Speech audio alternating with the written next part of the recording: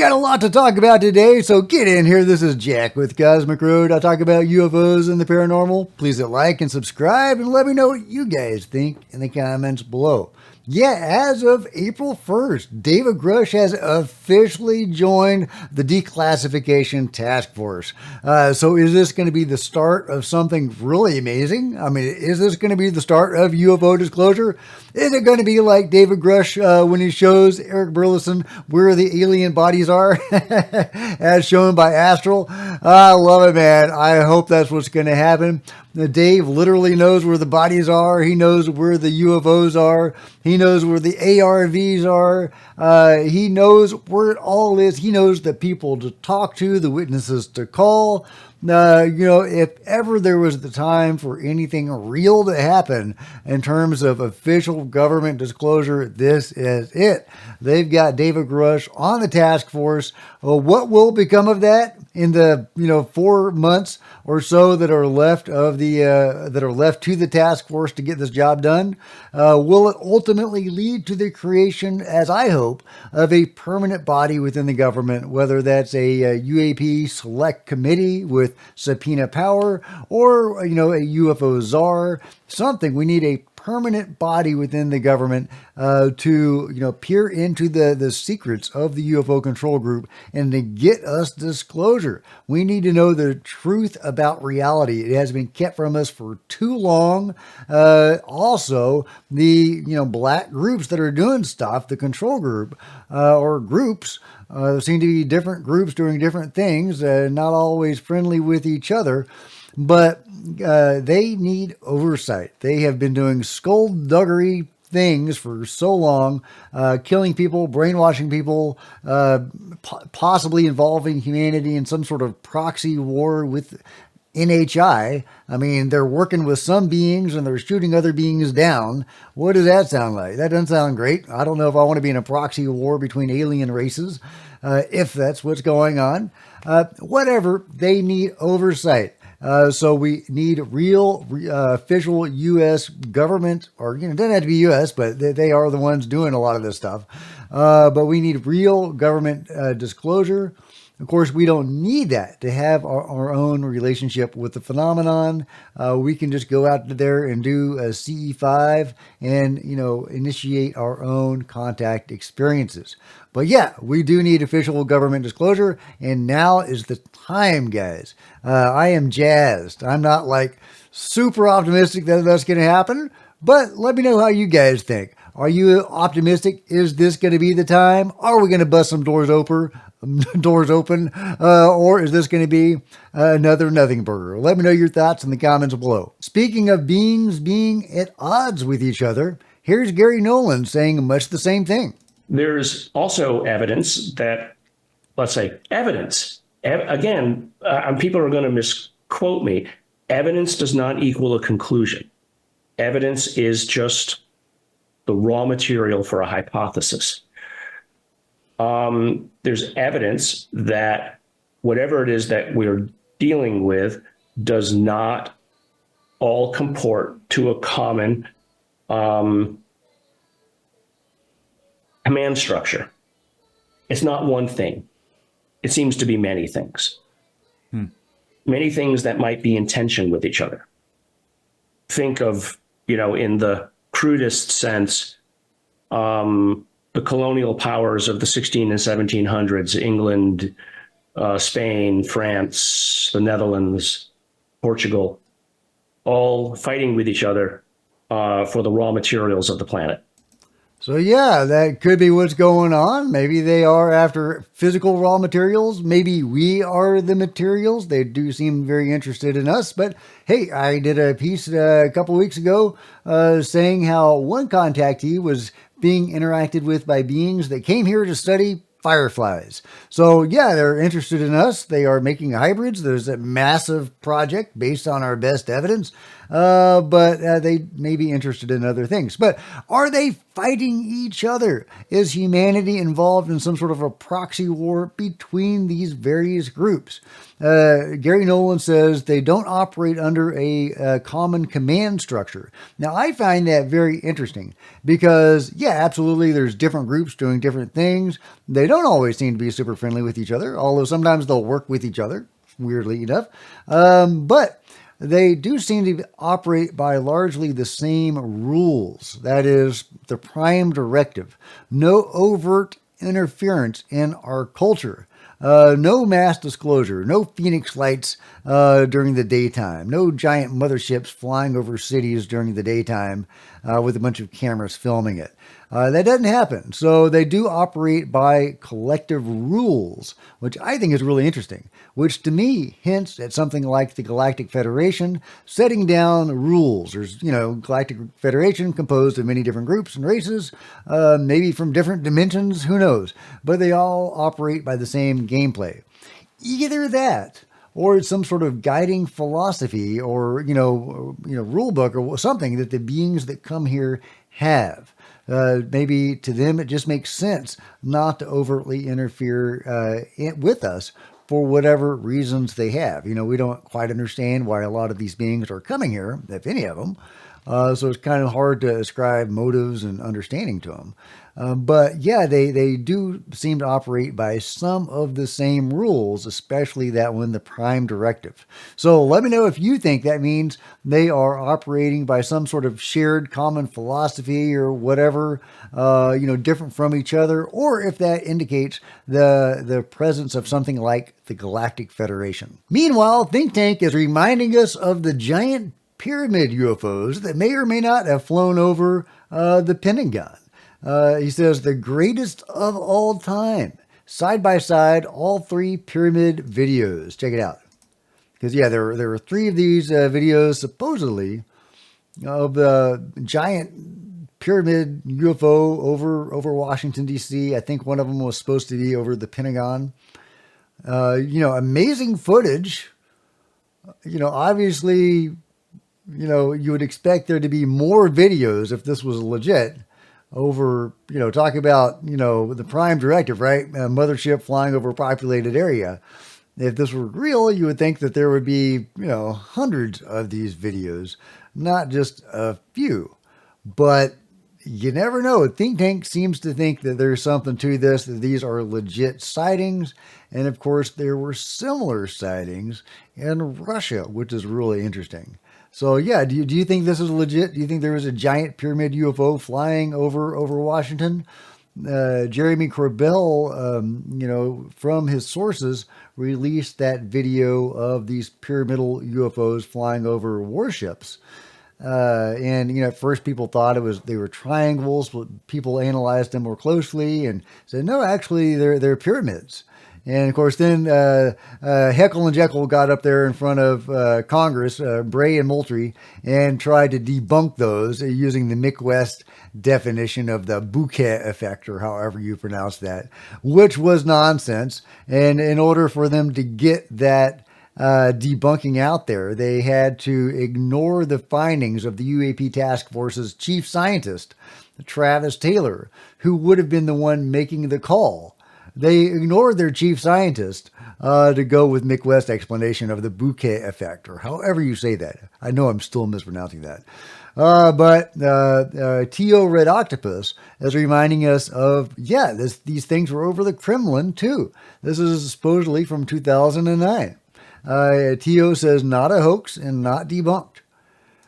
Then you can see this giant, seemingly giant ship, pyramidal ship, over the Kremlin. Now, again, if this was legit, I would expect there to be a lot more videos. I think that people would get out their phones and, spread this around if this was legit. But, hey, you never know, right?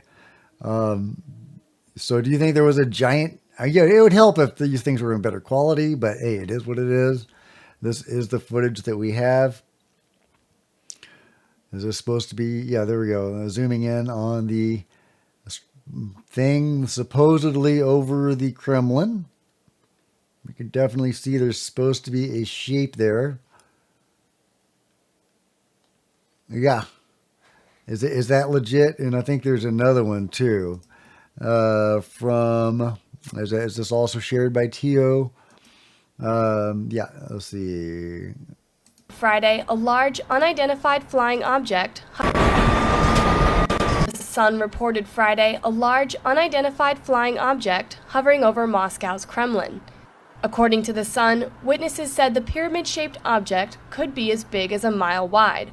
And while Russian reports have ruled out UFO speculation, The Sun says the police have refused to comment and aerospace experts are stumped. This is Lauren McCaffrey for NYPost.com. Yeah, so I mean, they do seem to have pyramidal UFOs. Is that what we're looking at here?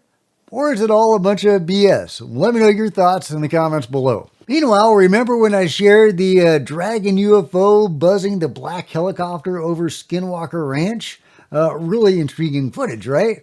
Well, Dr. Robert Shiepe sent me this interpolation of what appears to be a very similar event, where you have these Chinooks flying over Marina del Rey, and he saw this dragon UFO, these small UFOs that buzz aerial vehicles, this sub-phenomenon of the UFO phenomenon, or sub-behavior. I don't even know how to classify it. Anyway, so here we go. This is an interpolation, as he calls it, of this UFO streaking by this Chinook, or these Chinooks.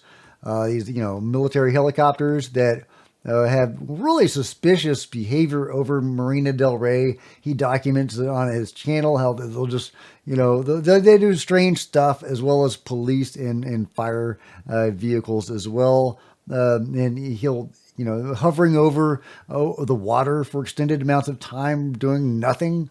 They seem to be aware of some activity there. They're monitoring it and they're doing something with it. It's peculiar.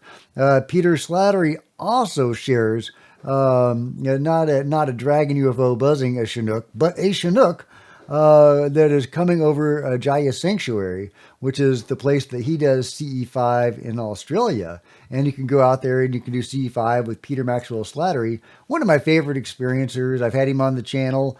This high-level experiencer, been to other dimensions and gets contacted by other dimensional beings, etc.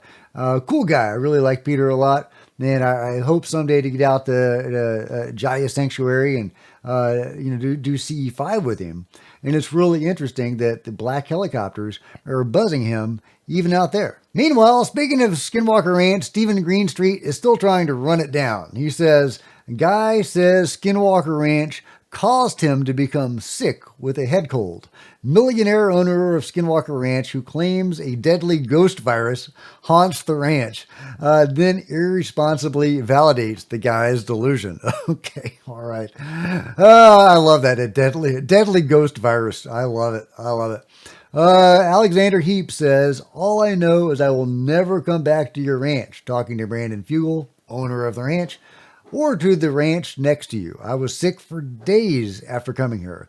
I thought your show was just a bunch of Hollywood theatrics and BS. Then I got this sensation of being overly tired with a COVID-like head cold. To which Brandon Fugel says, I'm so sorry you experienced that. It is real. People don't realize the danger. And of course, many people have experienced negative health consequences when they come onto Skinwalker Ranch, including Dr. Travis Taylor, chief scientist of the UAP task force, which of course caused some commotion when it became known to Brandon and the others of the Skinwalker Ranch team. But anyway, I wanted to highlight this post because I love that Stephen Greenstreet brings attention to this stuff. And I almost wonder if he's doing this intentionally. He mocks it, deadly ghost virus, which I guess you could say it is kind of, right? But then he brings attention to it while mocking it. This episode that may have passed unnoticed by many, Alexander Heap getting sick by going out there, would have gone unnoticed, at least by me, unless it's recorded in the new season, which we'll get to see shortly. But yeah, Stephen Greenstreet bringing attention to it. So is he using mockery as a way to bring attention to it because he secretly knows it's real? Is he working both sides? I don't quite get it, but I am glad that he's bringing attention to it. Meanwhile, I thought this was interesting from James Hotchkins, one of the psionic people, psionic assets, the psychic people that work with Jake Barber and the Skywatcher team. He says there has been a lot of recent debate about safety in regard to psi and human-initiated contact, HICE.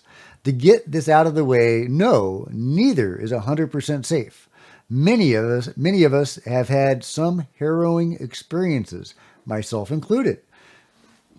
Humans are hardwired to place information into mental boxes that align with our preconceived notions.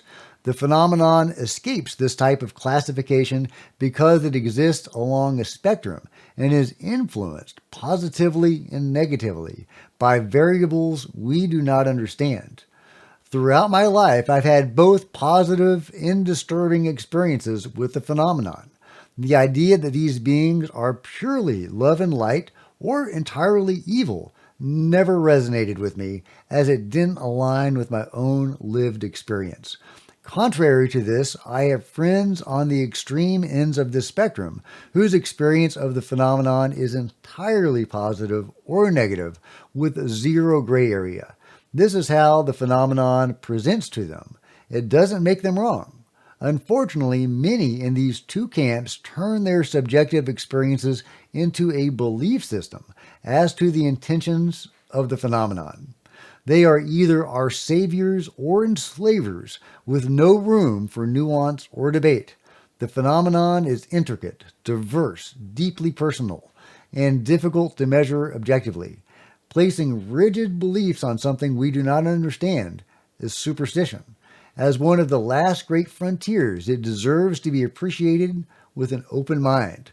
To which Daz Smith, friend of the channel, said, people just need to approach Psi, NHI, CE5, or whatever, with knowledge, information, and preparedness. That's all I'm saying. I'm not saying don't do anything. Just do so informed and safely. Yeah, and that's what I've called on repeatedly, is that if you go out and do CE5, I highly encourage you doing it with, as I've done it, with like a Reiki master or a psychic person, somebody who can see and sense exactly what you're interacting with. Now, many people have done it without that and had wonderful experiences. But from my own experience, I know that was really helpful in our contacts, in having peaceful and positive contact experiences. So if you're doing it with a psionic person or a person that's in with the energy, or an awakened person, somebody that can see and interact with stuff in a way that, most of us can't. I think that's really helpful, and I would highly recommend that. And as to James's point that it's neither all light or dark, I agree with that as well. My own contacts, as he says, some of his friends veer toward one side of the spectrum. Mine have radically veered toward the light side of the spectrum, thank God. I've only had one negative experience, really.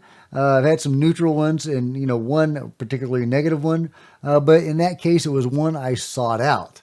I went out ghost hunting, and when you go into haunted places, sometimes you're going to get some freaking haunts. And I got a haunt, and it wasn't a lot of fun. But yeah, my bad, right? But as far as my own personal experiences, I've been really lucky and have had, largely positive experiences. In fact, very positive. But yeah, I think as above, so below. But let me know what you guys think in the comments below. Last but not least, this flower is called Queen of the Night. It blossoms only at night and only one night a year. Yeah, I share this because my wife and I actually have several of these in our backyard. We had one plant that was doing like 7 or 8 blooms a night. It was huge. It's a giant cactus-like thing in our backyard. But yeah, it does these amazing blossoms about midnight. It only blooms once. Each flower only blooms one time, and you can watch them unfold. It's really cool. And they have a cool, spicy, musky smell. They're really neat. Anyway, let me know what you think about the queen of the night, and everything else covered today in the comments below. Like and subscribe, hit the bell to be notified of future videos. You don't want to miss a thing. Benny doesn't want you to miss a thing. I can hear him in the background. Yeah, grab a coffee mug, grab a t-shirt, buy a book if you like fantasy and science fiction books. Hey, that's the kind I write. Here's my latest one. Check out the link below. You can also become a channel member. Channel members are rock stars, and I really appreciate you guys' support. Thank you so much. Meanwhile, there's plenty of other videos on the channel, and I'll see you next time. This is Jack with Cosmic Road, signing out.